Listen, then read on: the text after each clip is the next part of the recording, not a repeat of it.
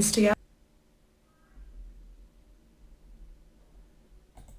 Good morning, happy Sunday. I just got ready. I wanted to show you guys some stuff and have a little chat because I know weekends are really tough for a lot of people. They were tough for me for years when I was just single or a single parent. I was both. So a combination of both of those things is just like a doozy, especially on Saturdays and Sundays when you like go out and you want to take your child to the zoo or you want to take them to a park or do something like that, and you see all the families together having a great old time and you're there by yourself with absolutely no help and no support. Believe me, I get it. It's very, very hard to do that. Or just like if you're single and you're going through divorce and now there's no waking up on Sundays and going to get breakfast together or going to go for a walk or go grocery shopping, and now all that stuff is on you. I get it. There's a couple things I want you to do. First off, if you're a parent, a single parent doing it, yes, I know it's hard, and depending on the age of the child, it can make it even harder. If you're dealing with babies, I remember being up in the middle of the night holding Ryan. He's crying. He's probably like 4 months old, and I need to go make the bottle. And now I need to make the bottle, and he's with me crying while I'm doing it. I cannot tell you how many times I would be in that rocking chair angry, and trying not to be angry because then I didn't want him to feel the energy. So wow, talk about having to like totally disassociate and like put your stuff aside for a second, or just being angry or crying or just like holding him and like that one tear is just falling. I remember that. It is the hardest thing to have to go through, and go through it completely all by yourself. Not easy.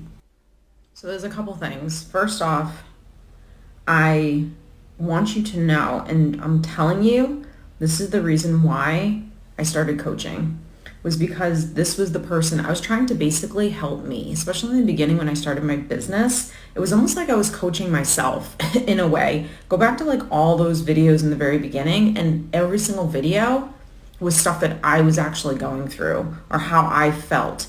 And I remember thinking like, how can I actually help people when like I'm going through this as well? And I don't think I know, that's what actually makes you a really good coach, is when you have gone through it. To talk about things that you've never gone through, it makes absolutely no sense at all. And not only should you talk about the things that you've gone through, but you also have to be working on them. You can't offer any guidance or tips or anything if you're not putting any of that stuff into practice. So even though you're going through all this stuff and it's really painful, there are some good things that you learn from it. Yes, I didn't want to be alone on a Saturday or a Sunday. I didn't want to have to figure it out, but I had to get out of my comfort zone. I had to. I had no choice. Well, I guess I did have a choice. I could just sit home and just wallow in self-pity and just be sad all the time. But I didn't want that for myself. I didn't deserve that. And so I learned how to really rely on myself in a healthy way. And I had to learn how to get out of my comfort zone. I had to learn how to enjoy being alone. And I think I always have enjoyed being alone. Like if you're highly sensitive, if you're an empath, like if you are sensitive, that like you need that time to like decompress. You need it more than probably the average person. So I always enjoyed that and I always needed that. But I had to learn how to have fun being by myself. So look, there's nothing I can say that's going to make you not feel sad when you want to feel sad. So if you're out today and you see a happy couple, feel what you need to feel, but also I want you to look at those situations, the family, the couples, the kids, the whatever, and I don't want you to just sit in sadness the whole time. I also want you to sit in appreciation. I want you to sit in gratitude. I want you to sit in, oh my God, that's actually going to happen for me. I'm so excited. I'm going to be so thankful when it happens. I want you to slow down, to be a little bit more in the moment of your life and not just feel so incredibly sad that it doesn't look the way you wanted it to look. I'll tell you, the relationship that I have with Ryan would not be what it is if I would have stayed married. So staying married would have just been a comfort. It wouldn't have been something that would have actually been good for me. And that's really what you want to be able to decipher.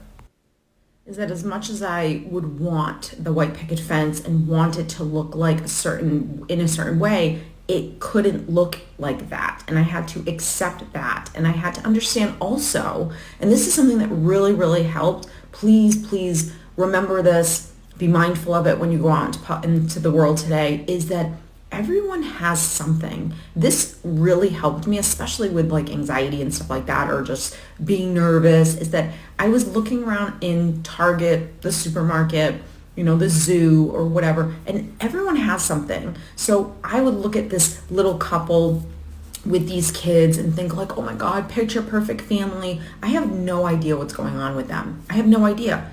He could be cheating on her. She could be cheating on him. They could be divorced. They could be an aunt and an uncle. Like, we just create these scenarios to make ourselves feel bad when we don't even know what's going on behind the scenes. And I don't say that to let's focus on the negative, or, to not understand that, yeah, there are some people that are in happy marriages and they haven't had to have any of the struggles that I've had, that you've had.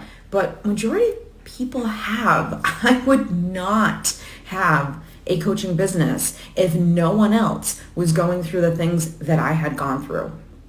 So there's so many lessons to learn this weekend. Just remember to be mindful when you are out. Remember to stay in the moment. Remember to feel what you need to feel, but then it's time to put that aside and practice gratitude and practice enjoying where you are, because you're missing your life. You're missing your opportunities to grow. You're missing being able to rebuild, and working on yourself, and all that stuff is, even though it's hard, is going to get you to where you want to be. It's going to get you all the things that you actually have always wanted.